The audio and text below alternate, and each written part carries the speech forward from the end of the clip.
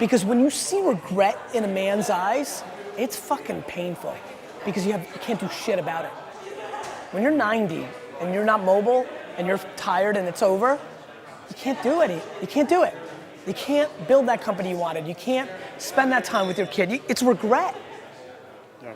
And it fucking drives the shit out of me.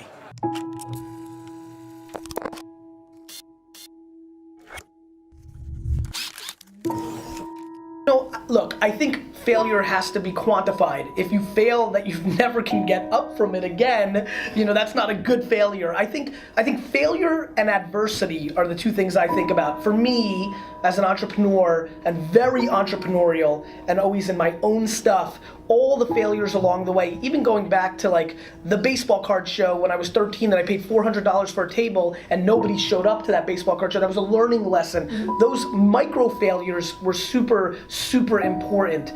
I think, it depends on your stomach, right? Like if you really fail, like go out of business, I think people take one of two ways, right? They're like just finished and they're never able to get off the mat and they go in a different direction. So to me, I think quantifying the failure is important to me. They gotta change, you gotta evolve. Like Madonna did it right. She reinvented herself 14 times. That's why she had a long career.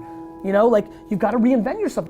So let's talk about sports. When you're the best athlete and you're like the guy and you're like one of the top 15 players, Draymond Green, he's my buddy. Draymond really worked on his game every off season.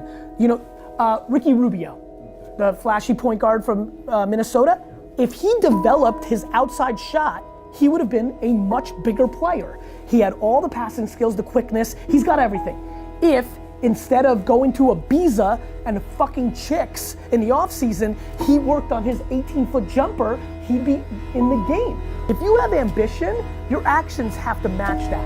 And too many people are just like not putting in the work. Their mouth is way ahead of their fucking, actions. Like, really? You're gonna be the greatest NBA player of all time? Why? Because you think you got a little handle on the weekends? You need to shoot 15,000 free throws before school every day. What did you do from Friday 5 p.m. until Monday 7 a.m.? I'm just curious, and I don't think you shouldn't have a weekend, but I think everybody's ambition actually is more predicated on their actions than their words. My friends tell me all the time they're so ambitious, and I'm like, if that's true, then you punt leisure, and you punt concerts at Jones Beach, and you work. I realize what's going on here. One life. I realize that I'm living like this is our only at bat, and most of you aren't. People fucking walking around here like they're coming back.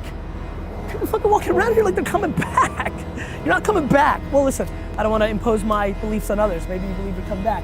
I believe you come back as a tree, or a flower pot, or D-Rock sneakers. And that blows compared to being a human.